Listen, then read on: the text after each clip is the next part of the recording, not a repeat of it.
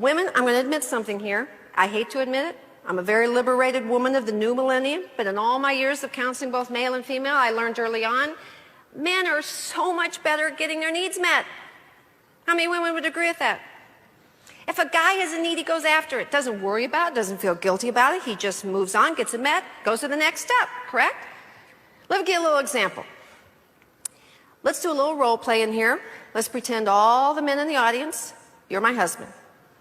You and I are happily married. This has been a difficult year of work, though. The last 2 weeks, very stressful. So guys, you and I, we're going to take off this Saturday. We're going to get in our car. No beepers, no phones, no kids. We're just going to get in the car and do a little 4-day bed and breakfast tour around the state. How's that sound? Only one problem, guys, you're starving. You are so hungry. We had no food in the refrigerator. We can't find a restaurant. You are so hungry now that you can't stand it. All of a sudden, men, we come across the hill. There it is. Great big green interstate sign says, food, next exit. Men, what do? Get off. Do you ask permission? Look at him. No. Guy has a need. It's called hunger. As an answer, it's called food. He goes in, gets himself a sandwich, cup of coffee. He's headed back down the highway, less than 9 minutes. What a great way to go through life. Now, let's turn it around. Women. Now, first of all, let me ask all the women here. How many women in this room are very independent? Sure you are. So am I. Women, we have come so far professionally. We have broken every glass ceiling there is to break. We are CEOs of major companies. Women are coaches of major sports teams. We are prime ministers of countries. Yet do you know that the average woman today is no better at getting her personal needs met than she was 100 years ago? Women, we're starving. We've been hungry for 2 hours.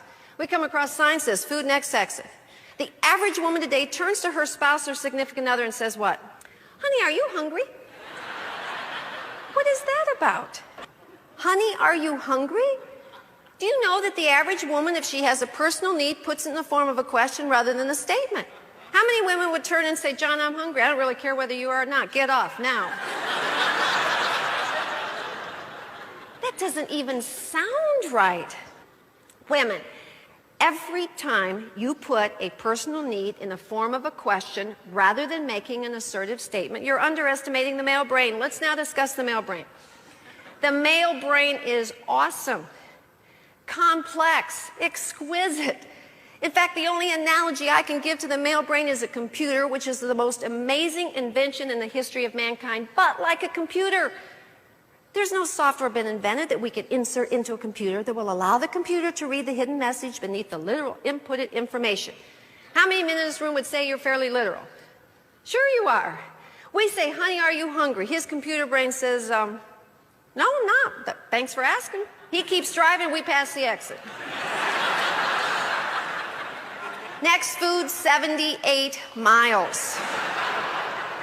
Okay, women, what do we do now? If he didn't love us enough to read our minds and know what we meant to say, even though we never said it, what do? Oh, pout. There's a little look. We learned it when we were 2. It goes like this.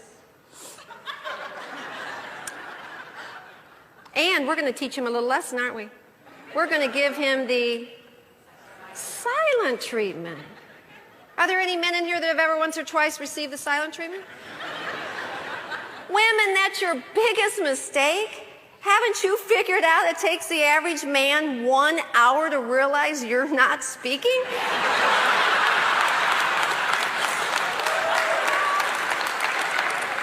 And if you asked him, he'd say without a doubt, this is the greatest hour in the whole vacation.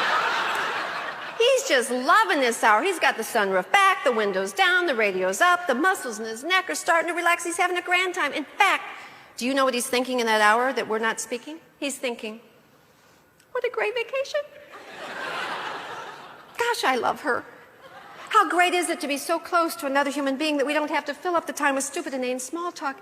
We can just enjoy the peace and quiet of one another's company. He's loving us more every minute we don't open our mouth. And we're getting madder every minute we don't open our mouth. Another hour goes by. We move into phase 2. It's called the female sigh. Let's hear it. Oh. He doesn't respond. He doesn't answer. Another hour goes by. Now women, we're ticked. We kick, hit, drop something, smash something. Men, you have no choice now but to ask us, what's wrong? Do you want to know? No, look at him. No. Man could go the rest of his life not know the answer to this question. Bless his heart, why does he ask? I always say to women, how do you know if a guy loves you? And they go, he says I love you. No, he could say that and not even mean it. You want to know whether the man in your life cares about you, truly cares about you? Does he ever ask you these two words, what's wrong? Because I'm going to tell you something, women.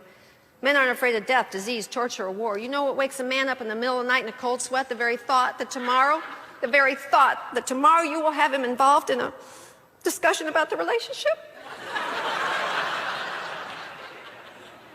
For him to utter the words, what's wrong, are the scariest, most loving words he could ask. So bless his heart, he finally says, what's wrong?